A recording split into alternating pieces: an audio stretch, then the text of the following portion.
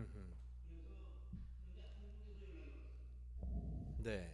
교육청에서 장애 학생들이 많이 있는데 어허. 그 장애 학생들의 인권을 위해서 인권위원회 구성해달라. 아. 그래서 이제 그거를 지금 한 5년째 오고 있어요. 인권위원회. 근데 가서 똑같은 말을 지금 나보고 그러는데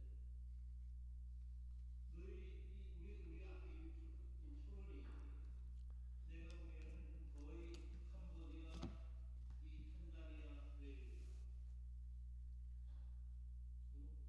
우리가 지금 해외에 나가서 이 ODA 등을 해가지고 마을 하나하나 도와주고 장애인들 도와주고 거기다가 재활센터를 지어주고 이 사업을 하는 그 레벨에 비하면은 여기는 지금 거의 그 혜택을 받는 제3세계의 그밖에 안 됩니다. 이게 무슨 말씀이냐면 우리가 서울을 중심으로 해서 서울에 살면서 서울의 그 환경만 보면은 우리 그 지방에서 뭐가 일어나고 어떠한 환경에서 어떻게 사는지를 이해를 해주면 힘들었어요. 사실은 우리가 물론 우리 내 주위가 제일 중요하지만 내 음. 주위가 제일 중요하지만은 그걸 넘어서서 좀 더 넓게 보는 그런 그 시야를 넓히는 그런 작업을 해야겠다. 우리 음. 제가 지금 일주일에 한 번은 과천에 있는 장애인 복지관에 가서 이제 상담도 합니다. 근데 네, 거기는 네.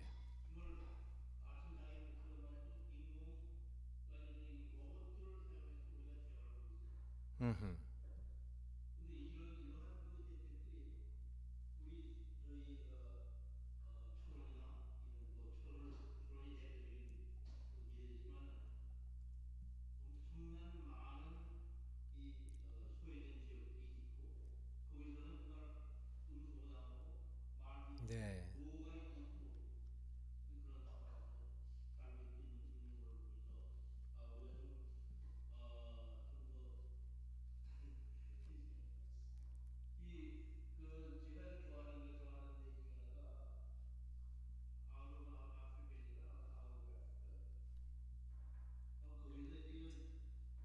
주인공이 여자가 그 비행기를 타는 네. 영화거든요. 비행기를 타고서 나서 이제 표현을 뭐라고 하냐면, 어, 하나님의 눈에는 세계가 이렇게 보이는구나.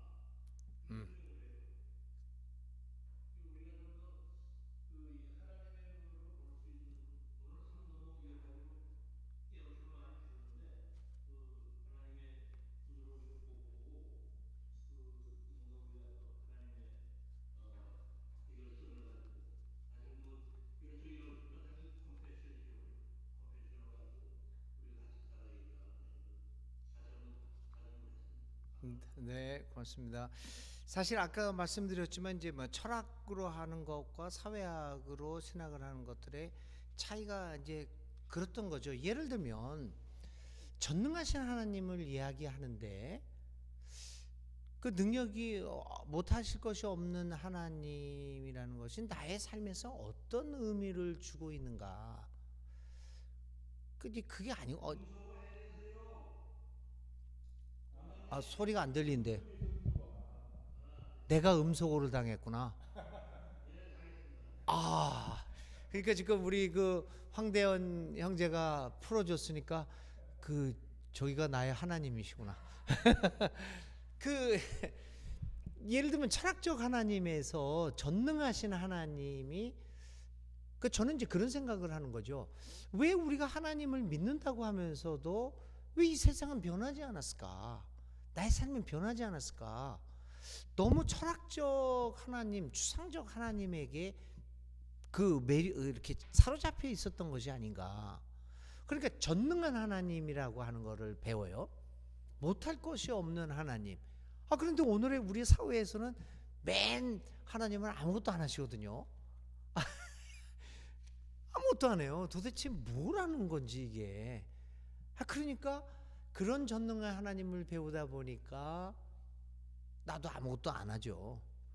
그런데 해방신학에서의 전능의 하나님은요, 어떻게 해석을 하냐면, 하나님의 전능은 못할 것이 없다라고 하는 메카니컬한 그러니까 기계론적인 개념이 아니다라는 거예요. 못할 것이 없다는 전능이 아니라 사랑의 전능으로 이해를 합니다. 그게 어머니한테서 하는 거죠. 어머니는 사실은 능력이 없어요. 라틴 아메리카에서는 뭐 여성이니까 뭐 할 게 없는 거죠. 그 당시에. 그런데 어머니는 전능해요. 뭐냐 하면 사랑의 전능으로 그 아들과 딸하고 같이 있습니다. 그래서 그 아들과 딸들이 성장하고 생명이 유지됩니다. 어머니는 아무 능력이 없어요. 무능해요. 그런데 어머니는 전능하시는 것은 오직 사랑에 있어서 전능한. 그래서 그 하나님의 전능도 해방신앙에서 얘기하는 건 이렇게 기계론적으로 해석을 하는 것이 아니라 투쟁의 전능, 동행의 전능, 사랑의 전능, 그런 걸로 느끼는 거죠.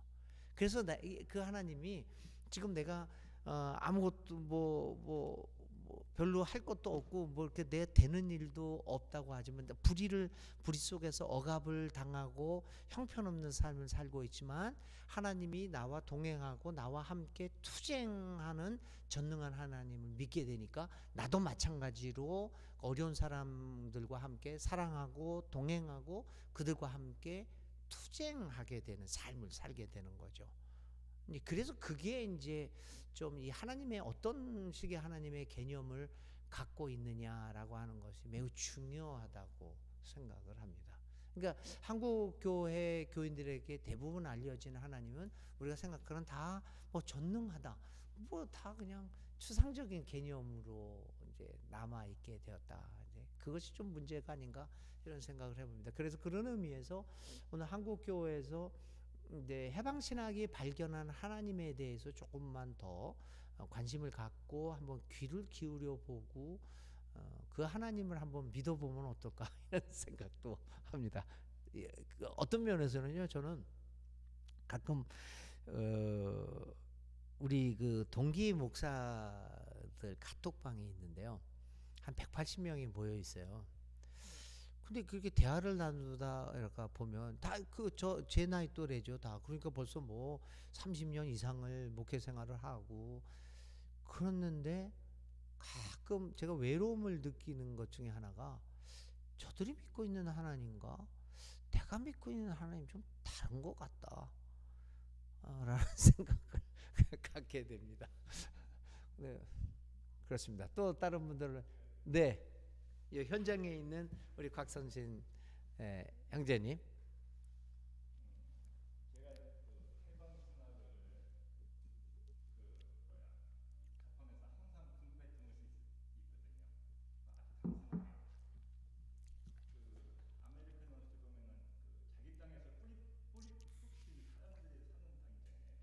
네.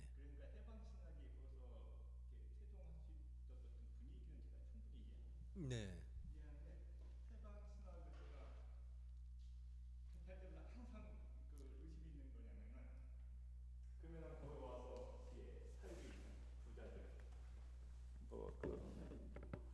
부자들이라든지 아니면 그 땅에서 살고 있는 사람들을 뿌리 뽑혀서 내보내고 자기들이 살고 있는 그 권력자들, 그 이제 네. 백인들이요. 백인들이죠. 해방신학에서는 그 백인들을 어떻게 보고 있나 묻고 싶습니다. 네, 백인들 보고 회개하라고 그러죠. 왜냐면 이제 해방신학이 그 가난한 자라고 하잖아요, 그죠? 그런데 하나님이 그 상대가 있잖아요, 그죠? 네네. 그러니까 그냥 이 가난한 자 하면은 부자가 있고요, 그죠? 피지배층 하면 지배층이 있고요, 그죠? 네네. 항상 상대가 있는데 상대에 대해서는 이렇게 언급이 없거든요. 네네. 그러면은 반대로 봤을 때 그 상대방의 하나님은 또 있을 거 아닙니까, 그죠? 네. 예, 이쪽에 하나님은 그쪽을 또 말 못하 음소거시키는 또 계층화 시키는 거고요. 예. 그 거기에 대해서 제가 지난주에 말씀드린 것 중에 그 경험 중에 하나가 뭐냐면 아뚜웨이라고 하는 추장의 경험을 말씀을 드렸잖아요.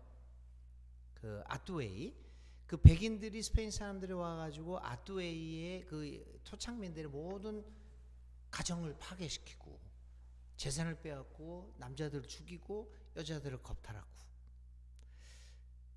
그런 사람에 대해서 아뚜웨이가 뭐라고 얘기를 하냐면, 근데 그 신부가 그들이 하나님이 그들을 천국으로 보내줄 거다라고 얘기를 해요.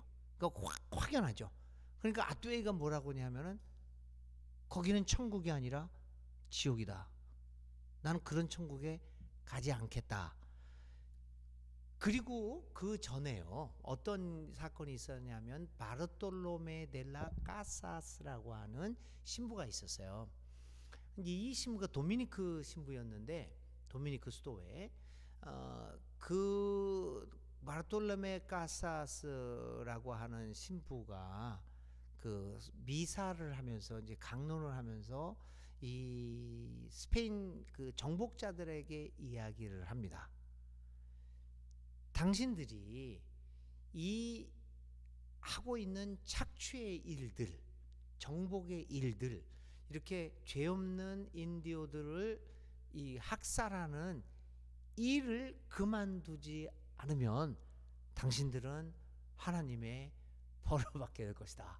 분명하게 얘기합니다. 그래서 그런 전통 속에서 해방신학은 물론 부자가 어떠고 저쩌고 얘기는 안 합니다. 이제 가난한 자의 편에서 우리가 신학을 전개하다 보니까. 근데 분명한 메시지는 뭐냐면, 현재 라틴 아메리카 부자들의 얘기죠. 그 부가 집중되고 모든 권력을 동원해서 그 자기의 부를 쌓아온 그 사람들에게 그 자리를 회개하고 가난한 사람들에게 정의를 되돌려 주지 않으면 당신들은 지옥 갈 것이다. 물론 해방신학이 지옥을 얘기하고 있지는 않지만 벌을 받게 될 것이다라는 메시지만큼은 분명히 하고 있죠. 그래서 다 죽어갔던 것 같아요. 그래서 제가 볼 때 해방신학이 이게 한계인 것 같아요. 네. 뭐냐면 해방신학에는 용서가 없는 것 같아요. 오. 왜 그러냐면은 그 해방신학은 그런 식으로 계속 하다 보면은 결국은 투쟁밖에 없거든요.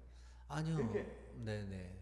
그러니까 그 한계성에 있다 보니까 지금 해방신학이 지금 나온 지가 그 이전부터 따지면 한 50년 지금 60년 됐죠. 지금 지고 있는 건데요. 네네. 뭐 그다음에 지금 말씀하시는 아까 그 추장 얘기부터 하면은 뭐 한 500년 전부터 지금 해방신학이 태동됐다고 할 수 있는데 지금 변화가 없잖아요.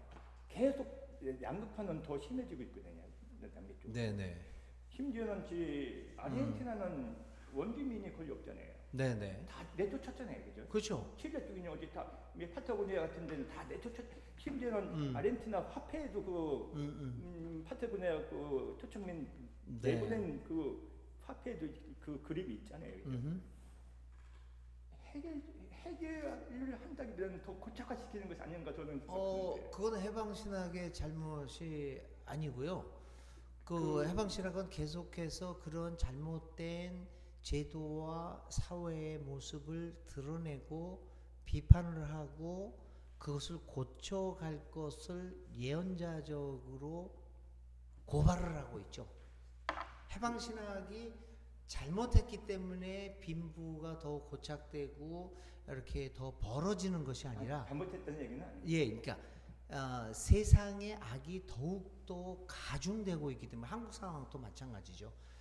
그 세상의 악이 점점 더 강화되는 모습을 보이고 있으니까 오히려 해방신학이 유일한 것은 아니지만요, 민중신학도 마찬가지고 좀 더 예언자적인 성격의 신학이 조금 더 목소리를 내야 되지 않겠느냐, 이런 생각을 더 하는 것이죠. 네.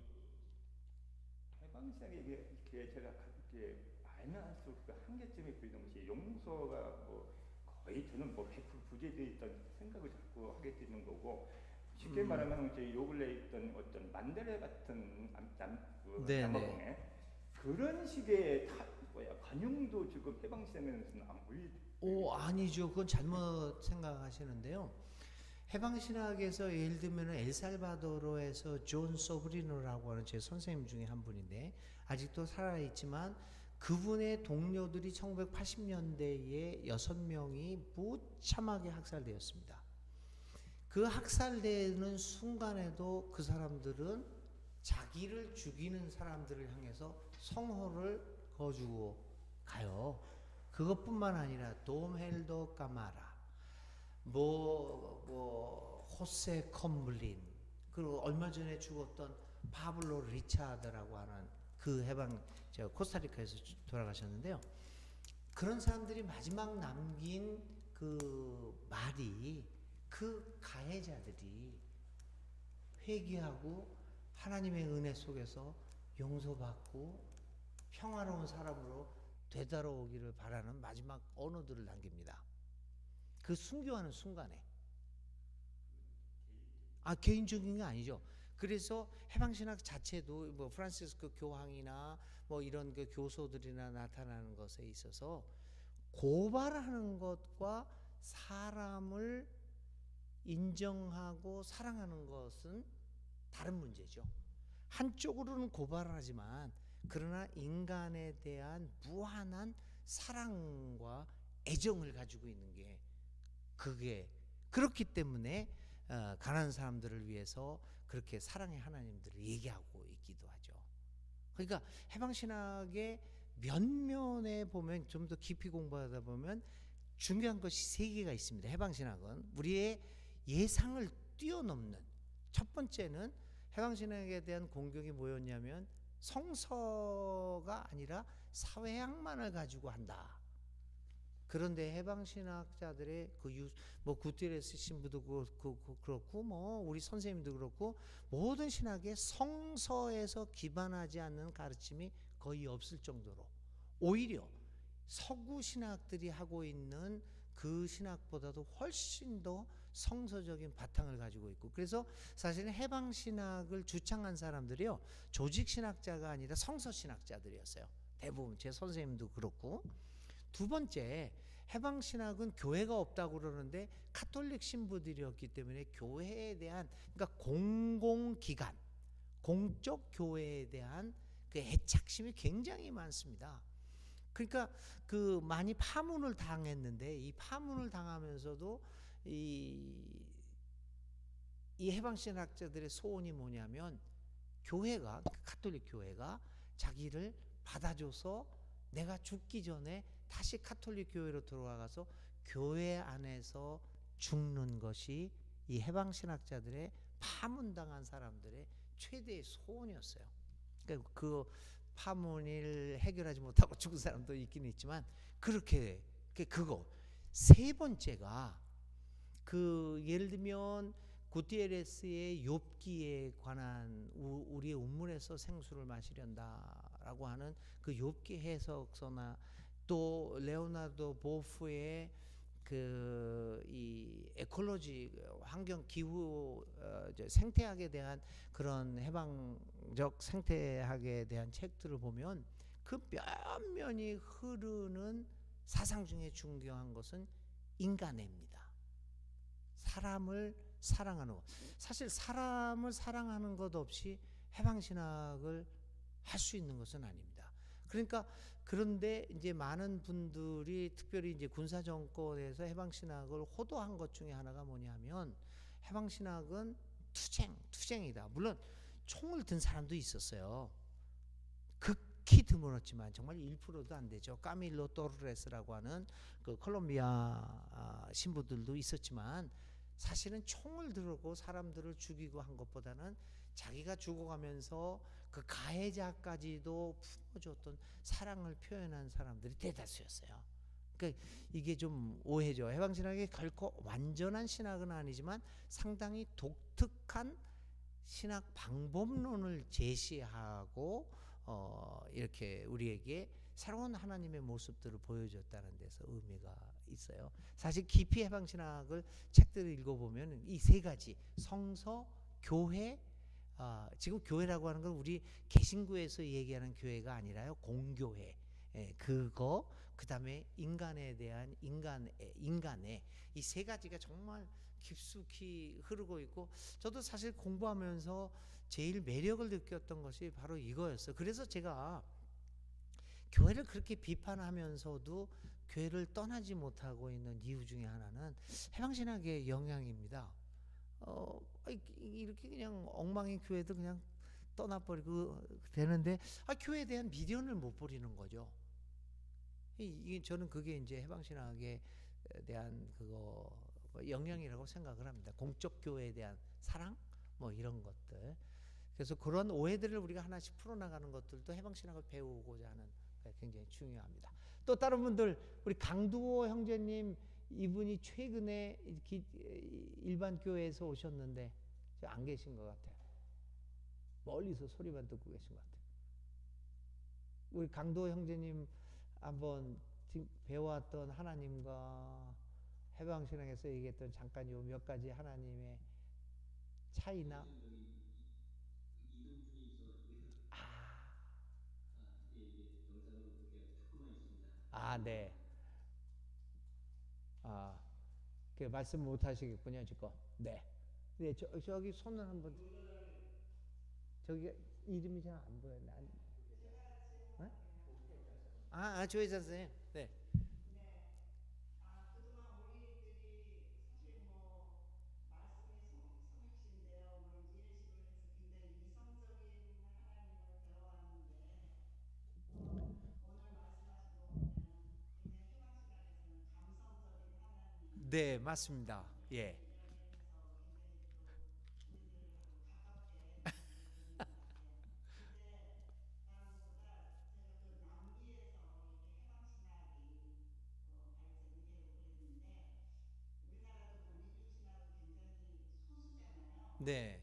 과연 거기에서는 얼마나 많은 신부님들이나 교회에서 이렇게 해방신학이 실천을 하고 계시는 건지 그게 좀 궁금하네요. 네.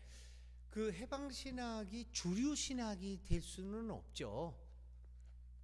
그 원래 그 성격상 주류신학은 되지는 않는데, 이제 한국하고 좀 다른 거는 라틴 아메리카 사람들의 성격 같아요. 그 문화도 그렇고, 주류신학은 아닌데 개신교 같은 경우에서는 오순절 신학이 주류거든요.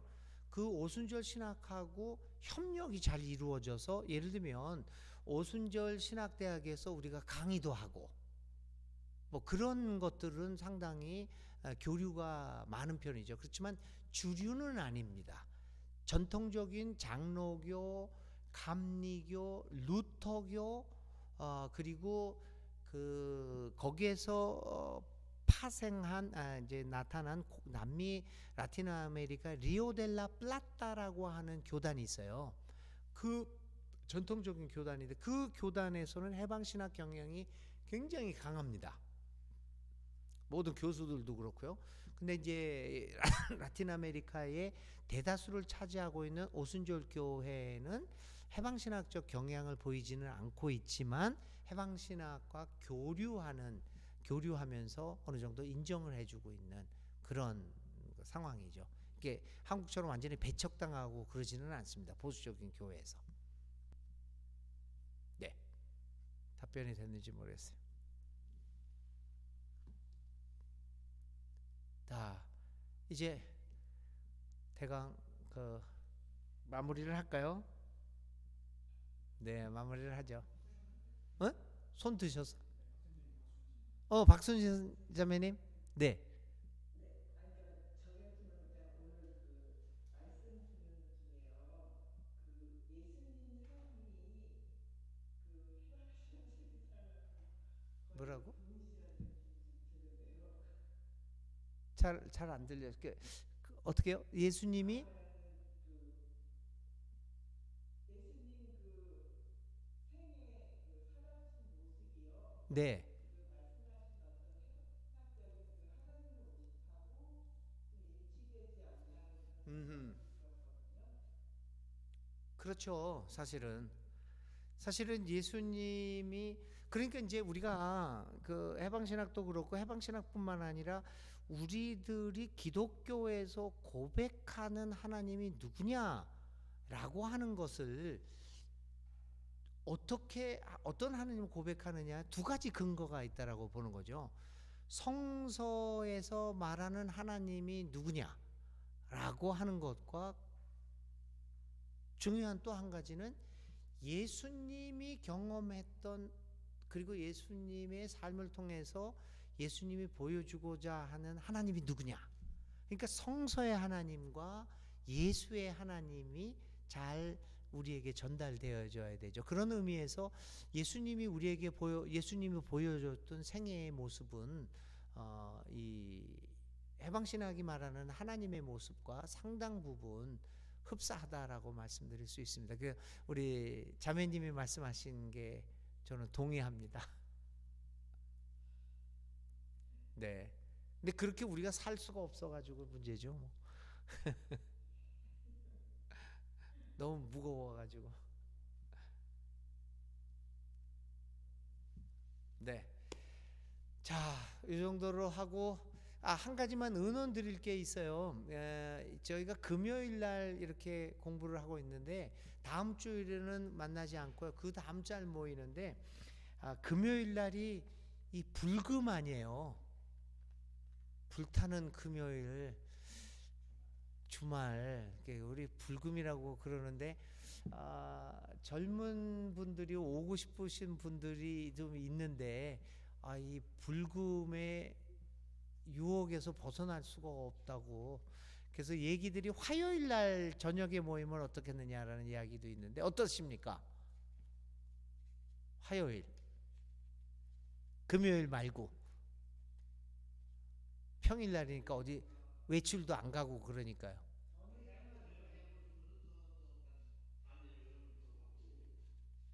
안 들렸어. 자. 괜찮습니까? 네, 공표. 이련 선생님, 공표. 근데 우리 나이 드신 분들은 금요일이나 화요일이나 뭐 매 상관없는데, 또 젊은 사람들을 좀 참여하게 하려면 금요일 날은 저도 40만 대, 50만 됐더라도 금요일 날 이렇게 앉아서 공부하는 거 안 하죠. 그래서 그러면 다음 주 화요일 아니냐, 그 다음 주 화요일 날 또 모이도록 하겠습니다. 또 공고를 다시 하겠습니다. 네, 즐거운 저녁 되세요.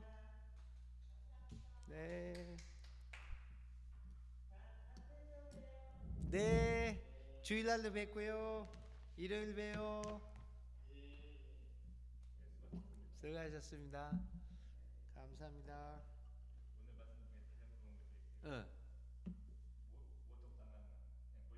모욕감 느끼는 하나님. 사실